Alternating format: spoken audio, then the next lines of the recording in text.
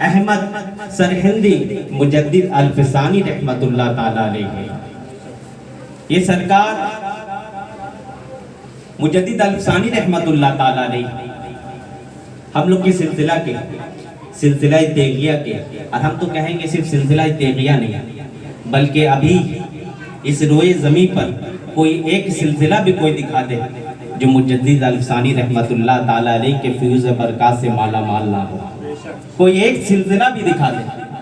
ہر سلسلہ میں فیض اگر جاری ہوا ہے مجدد الفسانی رحمت اللہ تعالیٰ علیہ کے آنے کے بعد تو سرکار سیدنا مجدد الفسانی رحمت اللہ تعالیٰ علیہ چاروں سلسلہ کو یکجا کرنے والے سرکار سیدنا مجدد الفسانی رحمت اللہ تعالیٰ. اب کیوں نہ ہوتے جن کے بارے میں جن کا ذکر ان کے آنے سے قبل 1000 سال قبل میرے آقا صلی اللہ تعالیٰ علیہ وسلم اپنی زبان پاک سے کرتے ہیں. اب فرماتے اے میرے صحابہ سب گواہ ہو جاؤ. صحابہ راوی ہیں بیان کرتے ہیں میرے آقا صلی اللہ تعالیٰ علیہ وسلم کے چہرے والضحیٰ میں، سرکار صلی اللہ تعالیٰ علیہ وسلم کے چہرے والضحیٰ میں ایک عجب قسم کی روشنی ہے. میرے آقا صلی اللہ تعالیٰ علیہ وسلم تبسم فرماتے ہوئے ارشاد فرما رہے ہیں ان قریب میرے تشریف لے جانے کے بعد 1000 سال کے بعد ایک ایسا ولی آئے گا جس کو 2 بادشاہوں کا دور ملے گا، 2 جابر بادشاہوں کا دور ملے گا. وہ ولی ایسا ہوگا جو حق کی آواز کو بلند کر دے گا، باطل کو مٹا دے گا اور اس کی روشنی سے تمام جہان روشن ہو جائے گا. وہ کوئی اور نہیں. پھر میرے آقا صلی اللہ تعالیٰ علیہ وسلم فرماتے ہیں اس کے فیض سے اللہ تعالیٰ حشر کے میدان میں 1000 لوگوں کو مطلب 1000 لوگوں کو، آقا یہ تعداد نہیں بیان کر رہے ہیں بلکہ جب بیان کیا جاتا ہے نا لا تعداد تب کہا جاتا ہے ہزاروں کو. اللہ اس کے فیض و کرم سے حشر کے میدان میں 1000 کو بنا حساب کتاب کے جنت میں داخل کر دے گا. وہ کون ذات ہے؟ سیدنا مجدد الفسانی رحمت اللہ تعالیٰ علیہ کی ذات ہے. یہ بات تو امام الانبیاء کی ہے، یہ بات تو امام الرسول کی ہے، یہ بات تو خاتم الرسول کی ہے، یہ تو سرکار دو جہاں صلی اللہ تعالیٰ علیہ وسلم نے بیان فرما دیا. اب میرے آقا صلی اللہ تعالیٰ علیہ وسلم کے بعد قریباً 500 سال کے بعد کون آئے ہیں؟ حضور پیرا آئے ہیں، حضور میرا آئے ہیں، حضور سیدنا شیخ عبد القادر جیلانی رضی اللہ تعالیٰ عنہ آ گئے ہیں. سرکار سیدنا شیخ عبد القادر جیلانی رضی اللہ تعالیٰ عنہ جنگل میں عبادت میں مصروف ہے، مشغول ہے، اللہ کی ذکر کیے جا رہے ہیں، اللہ کی عبادتیں کیے جا رہے ہیں، مراقبہ کے عالم میں ہیں، جنگل میں ہیں، کوئی نہیں ہے. اللہ اور اس کے ولی سیدنا عبد القادر کے سوا سیدنا شیخ عبد القادر جیلانی رضی اللہ تعالیٰ عنہ مراقبہ کے عالم میں دیکھتے ہیں کہ تمام کائنات میں آسمان سے ایک ستارہ آیا ہے اور ستارہ آ کر کے اس کی روشنی سے تمام کائنات روشن ہو گیا ہے. تو سیدنا شیخ عبد القادر جیلانی رضی اللہ تعالیٰ عنہ عالم مراقبہ میں اللہ سے پوچھتے ہیں مولا یہ کیا ہے؟ تو غیب سے آواز آتی ہے اے عبد القادر تیرے تشریف لے جانے کے بعد قریباً 500 سال کے بعد تیرے ہی روحانی بیٹوں میں سے ایک بیٹا ہوگا، اس کا نام میرے محبوب کے نام سے احمد ہوگا. وہ ایسا آئے گا اور اس کے فیض سے اس کے نور سے ایسے ہی تمام کائنات روشن ہو جائے گی. تو سیدنا شیخ عبد القادر جیلانی رضی اللہ تعالیٰ عنہ کی بشارت کے بعد میرے آقا صلی اللہ علیہ وسلم نے پہلے بشارت دی، پھر بعد میں سرکار سیدنا شیخ عبد القادر جیلانی رضی اللہ تعالیٰ عنہ نے بشارت دی. اب سرکار کا وقت تشریف آوری کا وقت قریب ہے. سرکار سیدنا مجدد الفسانی رحمت اللہ تعالیٰ علیہ کے والد گرامی حضرت عبد الاحد رضی اللہ تعالیٰ عنہ، حضرت عبد الاحد قادری چشتی رضی اللہ تعالیٰ عنہ عالم رویا میں ہے، خواب کی عالم میں ہے. خواب میں کیا دیکھتے ہیں کہ پوری دنیا میں تاریکی چھا گیا، پوری دنیا میں اندھیرا چھا گیا، پوری دنیا اندھیرا ہے اور اندھیرا ایسا ہے کہ انسانوں کا قتل عام کیا جا رہا ہے. کوئی بھی مسلمان باقی نہیں رہ رہا ہے، ایک کو قتل کر دیا جا رہا ہے. قتل کرنے والوں میں بندر شامل ہے، قتل کرنے والوں میں ریچھ شامل ہے، قتل کرنے والوں میں موذی جانور شامل ہے. پوری دنیا میں جانوروں کی حکومت قائم ہو گئی ہے اور انسانوں کا قتل عام کیا جا رہا ہے، روشنی کا نام و نشان نہیں ہے۔ عبدالاحد قادری چشتی رحمت اللہ تعالیٰ علیہ جب یہ منظر دیکھتے ہیں تو گھبرا جاتے ہیں، اسی منظر، اسی گھبراہٹ کے عالم میں، اسی خواب کے عالم میں پھر دیکھتے ہیں اچانک آسمان سے ایک نور آیا، اور وہ نور آتے ہی تمام جتنے بھی موذی جانور تھے، تمام جتنے بھی درندے تھے، سب کو قتل عام کرنے لگتا ہے، اور قتل عام کر کر کے سب کو بھگاتا ہے، اور بھگاتے بھگاتے اس کی روشنی سے تمام عالم میں روشنی پھیل جاتا ہے۔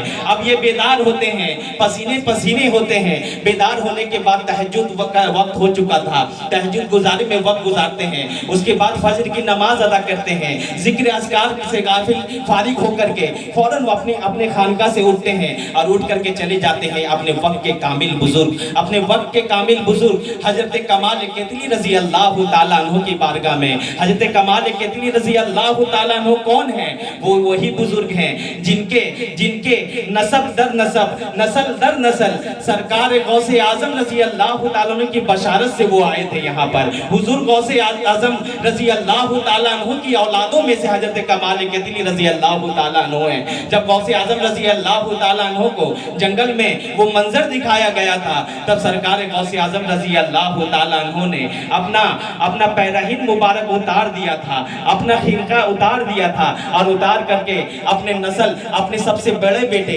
اپنے سب سے پہلے خلیفے کو عطا کیا تھا، اور کہا تھا تم ہند کی جانب چلا جاؤ، وہاں مجھے بشارت ہوئی ہے کہ میرے روحانی بیٹا 500 سال کے بعد وہاں تشریف لانے والا ہے، اس کو میرا خرقہ خلافت عطا کرنا، اس کو میرا پیرہن مبارک عطا کرنا۔ اب وہی خرقہ خلافت، وہی پیرہن مبارک حضرت کمال کتلی رضی اللہ تعالیٰ عنہ کی بارگاہ میں آ چکا ہے۔ اب عبدالاحد رضی اللہ تعالیٰ عنہ اپنے خانقاہ سے اٹھتے ہیں، مجدد الفسانی کے والد اپنی خانقاہ سے اٹھتے ہیں، ابھی مجدد الفسانی رحمت اللہ تعالیٰ علیہ کی پیدائش نہیں ہوئی ہے، ابھی 971 ہجری کا واقعہ پیش نہیں آیا ہے۔ ابھی حضرت عبدالاحد رضی اللہ تعالیٰ عنہ حضرت کمال کتلی رضی اللہ تعالیٰ عنہ کی بارگاہ میں پہنچتے ہیں اور کہتے ہیں یا آقائی، یا مولائی، میں نے خواب میں ایسا منظر دیکھا کہ پوری دنیا تاریک ہے، پوری دنیا میں اندھیرا چھا گیا ہے، اور درندے انسانوں کا قتل کر رہے ہیں۔ تو حضرت کمال کتلی رضی اللہ تعالیٰ عنہ کے چہرے پر مسکراہٹ آ گیا، چہرے پر تبسم فرمانے لگے، چہرے پر ایک عجب قسم کی روشنی چھا گئی، اور حضرت کمال کتلی رضی اللہ تعالیٰ عنہ نے ان کو قریب بلایا، ان کے پیٹھ پر اپنا دست شفقت پھیرا اور کہا اے عبدالاحد گھبرا مت، ان قریب تیری نسل سے ایک بچہ ہوگا، اس کا نام احمد ہوگا، اور وہ ایک نور کی شکل کا ہوگا، اور تمام کائنات سے اندھیرے کو دور کر دے گا، روشنی پھیلا دے گا۔ وہ کوئی بچہ کوئی اور نہیں بلکہ سیدنا شیخ مجدد الفسانی رحمت اللہ تعالیٰ علیہ۔ تو 14 شوال المکرم 971 ہجری سرکار سیدنا مجدد الفسانی رحمت اللہ تعالیٰ علیہ کی پیدائش واقع ہوئی، وہ اس دنیا میں تشریف لائے۔ سرکار سیدنا مجدد الفسانی رحمت اللہ تعالیٰ علیہ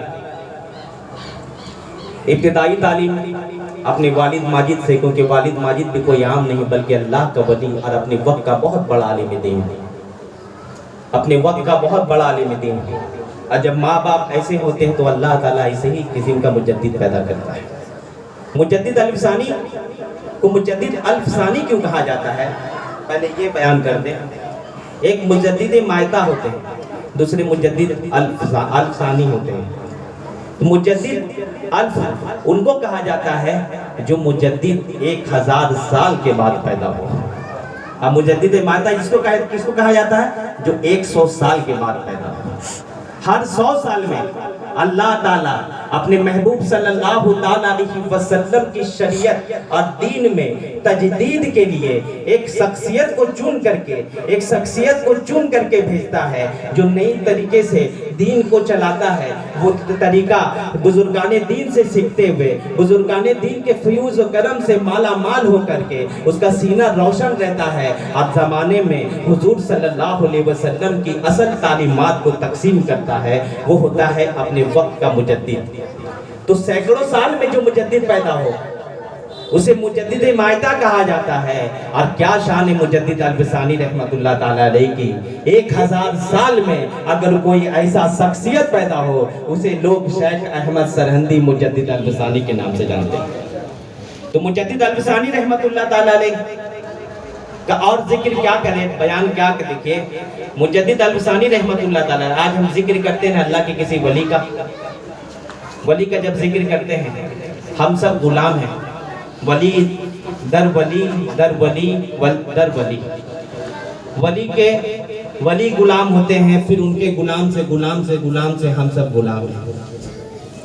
قربان جائیے سیدنا مجدد الفسانی رحمت اللہ تعالیٰ علیہ، ان کے بارے میں بشارت ہے اولیاء اللہ کا، ان کے تشریف آوری سے بھی قبل یہ ایسا ولی ہوگا کہ سب مرید اپنے پیر کے نام سے چمکتا ہے۔ یہ ایسا ولی ہوگا کہ اس کے نام سے اس کے پیر کا نام روشن ہو جائے گا، اس کا پیر فخر کرے گا۔ تو حضرت خواجہ باقی باللہ رحمت اللہ تعالیٰ علیہ ان کے پیر کامل ہے۔ حضرت خواجہ باقی باللہ رحمت اللہ تعالیٰ علیہ کو یہاں خواب میں بشارت ہو رہی ہے کہ چلے جاؤ ہند کی جانب اور جا کر کے دیکھو میرا احمد پیدا ہو چکا ہے، میرا ولی تشریف لا چکا ہے، اور جا کر کے اس کو خرقہ خلافت عطا کرو، اس کو مرید کرو اور اپنا جو ہے سلسلہ کی اجازت و خلافت عطا کرو۔ ہٹو ادھر سے، ہٹو مونا گدی میں بیٹھا نہیں، ادھر بیٹھا دیا۔ درود شریف پڑھیں، اللہم صلی مولانا محمد وبارک وسلم، صلاۃ و سلام علیکہ یا رسول اللہ صلی اللہ تعالیٰ علیہ وسلم، صلاۃ و سلام علیکہ یا حبیب اللہ صلی اللہ تعالیٰ علیہ وسلم، صلاۃ و سلام علیکہ یا نبی اللہ صلی اللہ علیہ وسلم۔ درود شریف پڑھیں، اللہم صلی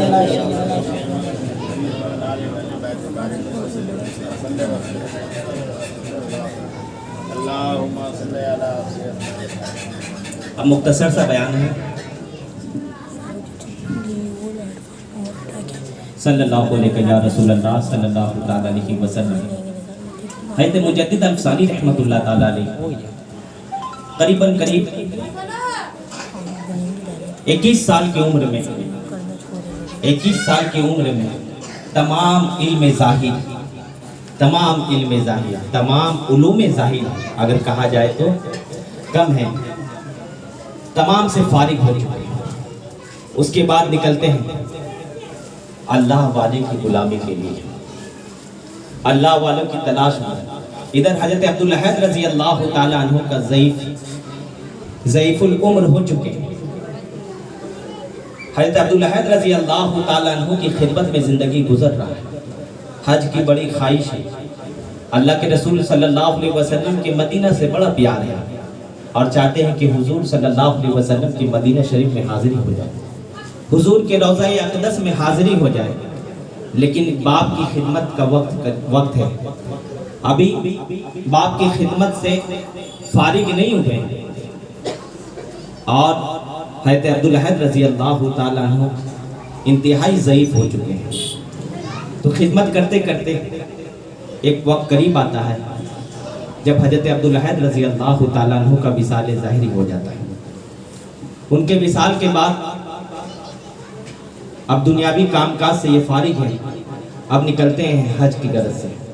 ادھر ان کے پیر و مرشد حضرت خواجہ باقی باللہ رضی اللہ تعالیٰ عنہ کی بشارت ہو چکی ہے کہ جاؤ ہند کی جانب۔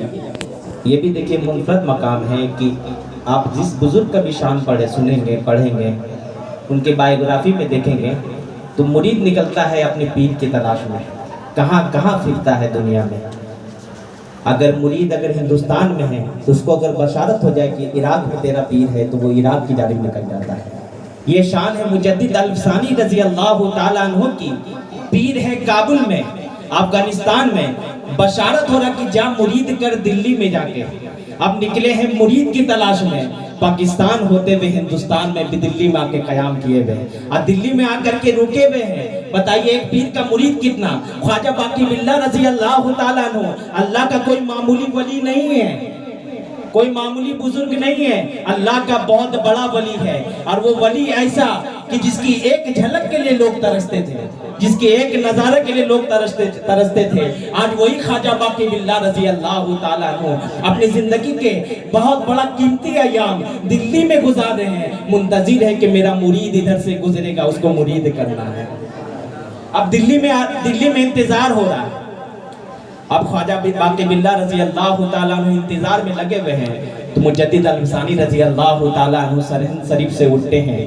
کہاں جا رہے ہیں؟ آقا صلی اللہ تعالیٰ علیہ وسلم کے روضہ اقدس کی زیارت کی غرض سے نکلے ہیں۔ دلی پہنچتے ہیں، وہاں خبر ہوتی ہے کہ ایک اللہ کا بہت بڑا ولی خواجہ باقی باللہ رضی اللہ تعالیٰ عنہ افغانستان کی سرزمین سے چل کر دلی میں تشریف لائے ہوئے ہیں، چلیے ان کا دیدار کیا جائے۔ تو سیدنا مجدد الفسانی رضی اللہ تعالیٰ عنہ بھی لبیک کہتے ہوئے جب خانقاہ شریف میں حاضر ہوتے ہیں، تو خواجہ باقی باللہ رضی اللہ تعالیٰ عنہ نے جیسے ہی دیکھا شیخ احمد سرہندی سرہند شریف سے چل کر میری خانقاہ میں داخل ہو رہا ہے، تو خواجہ باقی باللہ بھی کھڑے ہو جاتے ہیں اور تمام مریدین بھی کھڑے ہو جاتے ہیں۔ خواجہ باقی باللہ رضی اللہ تعالیٰ عنہ کھڑے ہو کر استقبال کر رہے ہیں، مجدد الفسانی رضی اللہ تعالیٰ عنہ بھی ان کو دیکھ رہے ہیں، اور خواجہ باقی باللہ بھی ان کو دیکھ رہے ہیں۔ دونوں کے چہرے پر تبسم بھی ہے اور آنکھ سے آنسو کے قطرات بھی جاری ہے، اور دونوں گلے لگ جاتے ہیں۔ حضرت خواجہ باقی باللہ رضی اللہ تعالیٰ عنہ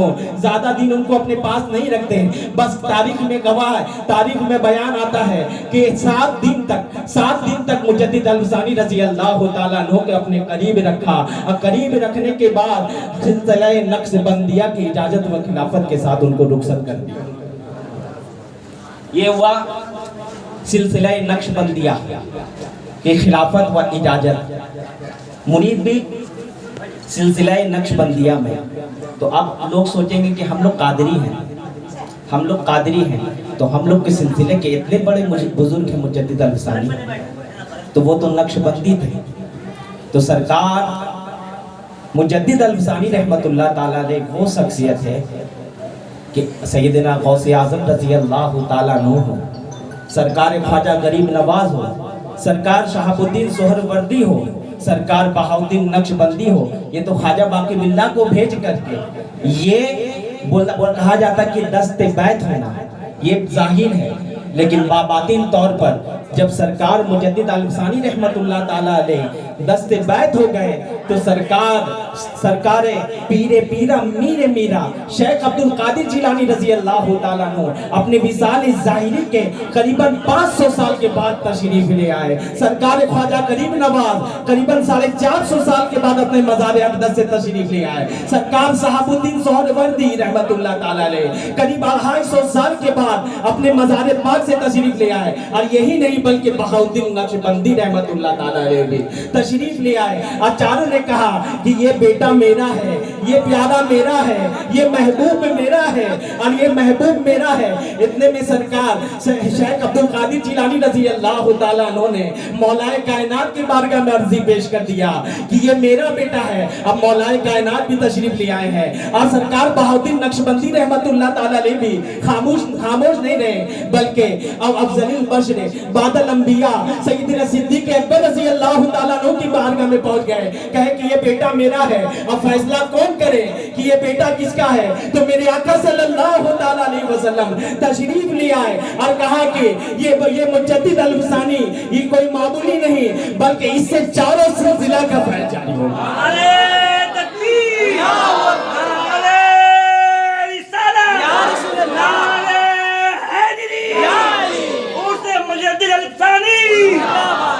تو سرکار سیدنا مجدد الفسانی رحمت اللہ تعالیٰ علیہ آپ قربان جائیے، قسم خدا کی قربان جائیے، اللہ تعالیٰ کی مہربانی، رسول پاک صلی اللہ علیہ وسلم کا فیض و کرم ہے، حضور غوث اعظم کی عنایت ہے، سرکار سرکاری کا کرم ہے، عزیز اہل سنت کا کرم ہے۔ ہم گناہگار اس لائق نہیں تھے کہ ہم لوگوں کو اتنے بڑے بڑے پیروں کا دامن ملتا، اتنے بڑے بڑے پیروں کا دامن ملتا، یہ انتہائی کرم، بہت بے انتہا کرم ہے ہم لوگوں کو کہ اتنے بڑے بڑے بزرگان دین کا دامن ہم سبوں کو عطا ہو گیا ہے۔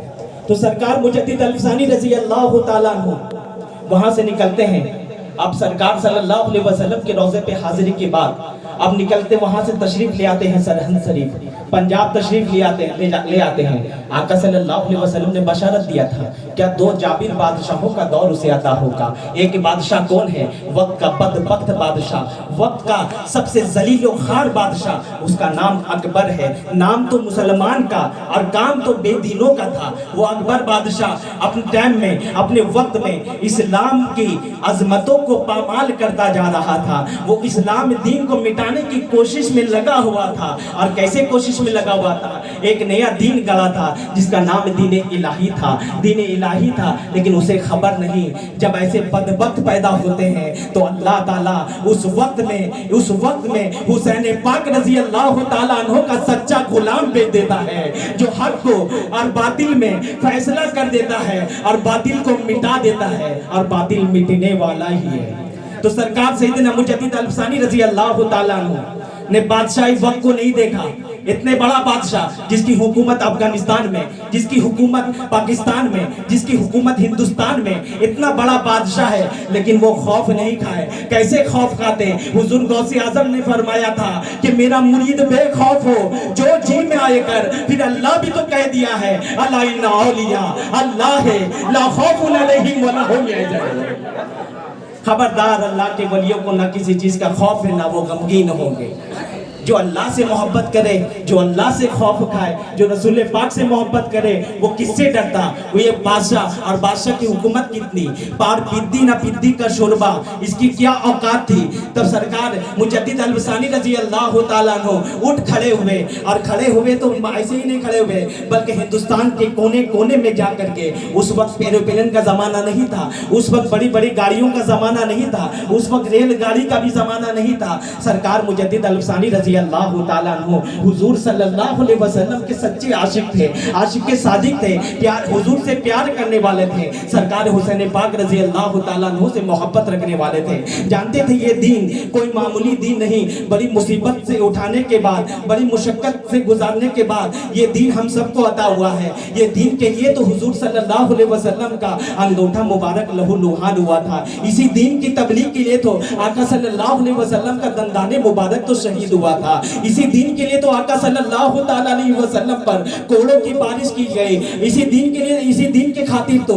آقا صلی اللہ تعالیٰ علیہ وسلم پر پتھروں کی بارش کی گئی۔ اور صرف اتنی نہیں بلکہ آقا صلی اللہ علیہ وسلم کے پورے آل اولاد کو کربلا میں بے پانی بے خانہ کے زندہ ذبح کر دیا گیا۔ اسی دین کے خاطر تو، اسی دین کی خاطر تو آقا صلی اللہ علیہ وسلم کے غلام، آقا صلی اللہ علیہ وسلم کی آل سب قربانی پہ قربانی پیش کیے جا رہے ہیں۔ تو سرکار مجدد الفسانی رضی اللہ تعالیٰ عنہ دین کی حقیقت کو پہچانتے تھے، دین کی اشرفیت کو پہچانتے تھے، لہٰذا وہ اٹھ کھڑے ہوئے، اپنی تحریروں سے، اپنی تقریروں سے بادشاہ کی مخالفت کرنے لگے۔ اب بادشاہ کو جلال آ گیا، بادشاہ کو غصہ آ گیا، تو اکبر بادشاہ نے ان کے لیے سپاہی بھیج دیا۔ اب یہ پکڑ کر کے جیل میں داخل ہو گئے ہیں۔ ایک روایت میں آتا ہے کہ اکبر بادشاہ نے ان کو جیل بھیجا، ایک روایتوں میں آتا ہے کہ اکبر بادشاہ نے نہیں بلکہ جہانگیر اس کے بیٹے نے جیل رسید کیا۔ اب حضرت مجدد الفسانی رضی اللہ تعالیٰ عنہ جیل میں چلے گئے ہیں۔ مجدد الفسانی رضی اللہ تعالیٰ عنہ جب جیل میں تشریف لے جاتے ہیں،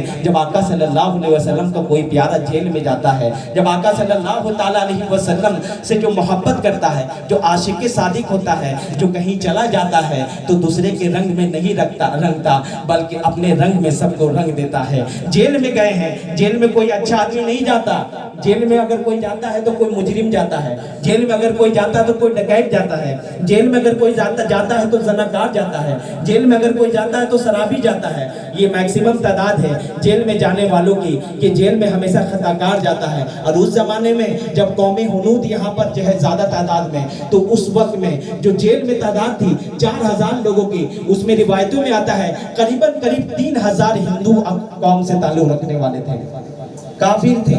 اس کے علاوہ اگر کوئی مسلمان تھے تو منافقین کی بھی ایک بڑی تعداد تھی۔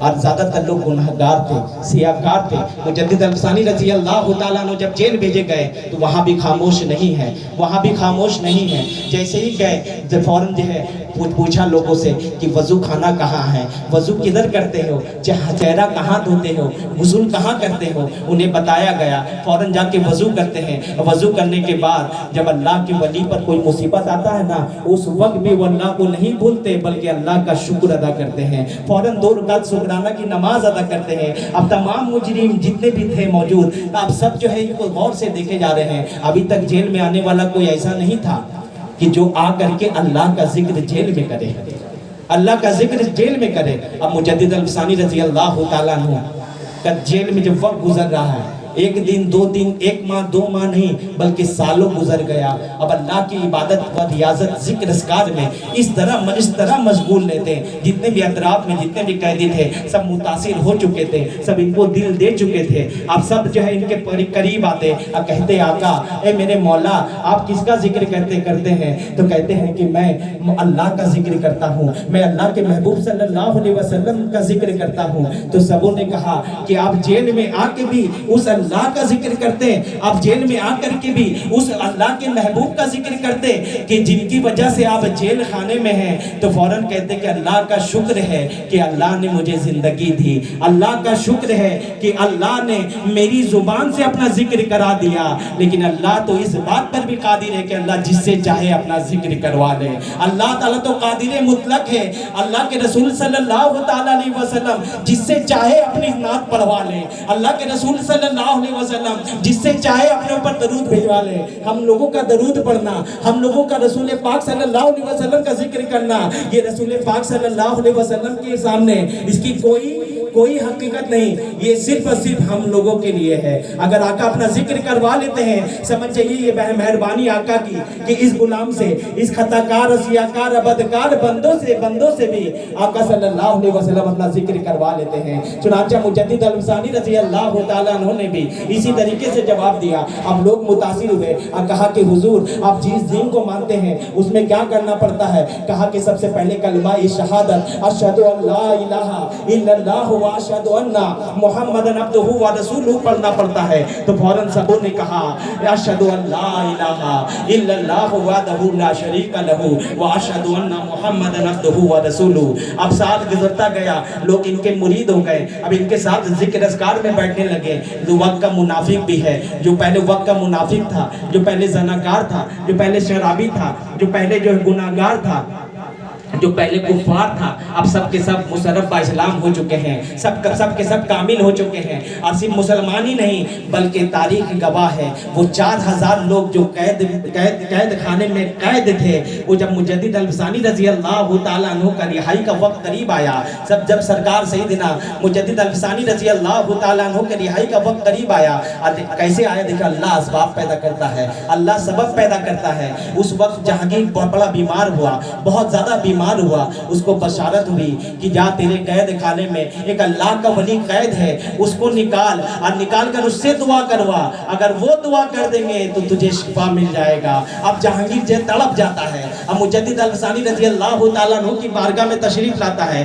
کہتا ہے آقا آپ جو ہے باہر چلے آئیے، اب میرے لیے دعا کیجئے۔ اب مجدد الفسانی رضی اللہ تعالیٰ عنہ کی بھی ضد ہو گیا، کیا ضد ہے؟ کہ میں اکیلا باہر نہیں جاؤں گا بلکہ یہ 4000 لوگ میرے ساتھ باہر جائیں گے۔ اب مجدد الفسانی رضی اللہ تعالیٰ عنہ کو وہ جہانگیر بادشاہ کہنے لگا آپ تو اللہ کا ولی ہے، آپ تو نیکوکار ہے، آپ تو اتنے پرہیزگار ہیں، آپ ان ظالموں کو کہتے ہیں کہ ان کو باہر کر دیا جائے۔ تو مجدد الفسانی رضی اللہ تعالیٰ عنہ نے کہا میرے آنے سے قبل یہ گناہگار تھے، بدکار تھے، کفار تھے، لیکن اللہ نے جب مجھے یہاں بھیجا سب کے سب اللہ کا ولی ہو گئے، سب کا سب اللہ کا ولی ہو گئے۔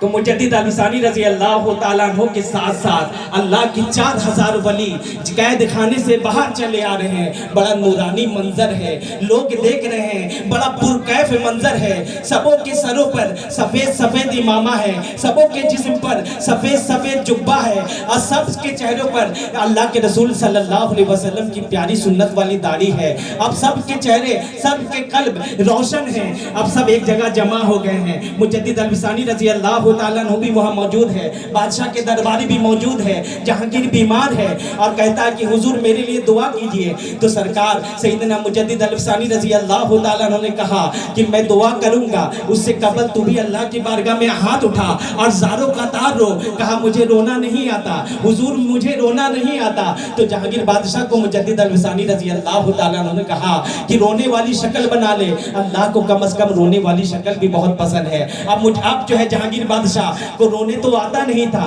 तो रोने वाली शक्ल बना लिया। अब मुजद्दिद अल-अफ़सानी रज़ी अल्लाह ताला अन्हु ने क्या खूब दुआ फरमाया है, इतना प्यारा दुआ किया, इतना प्यारा दुआ किया कि 4000 अल्लाह के वली ज़ारो कतार रोने लगे।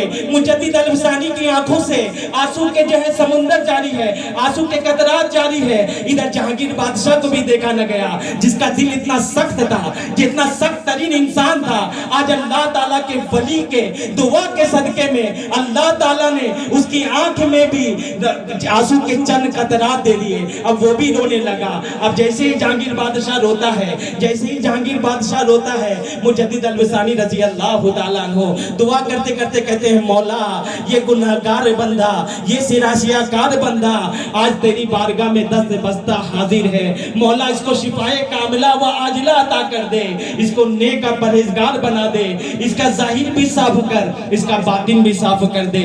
मुजद्दिद अल-अफ़सानी रज़ी अल्लाह ताला अन्हु का दुआ का असर ये हुआ कि बादशाह चंद दिनों में ही शिफा पा गया, और शिफा ऐसा पाया अल्लाह ताला उसकी नस्ल से एक ऐसा बेटा था कि जिसका नाम शाहजहां है, वो वक्त का तहज्जुद गुजार बादशाह बन गया।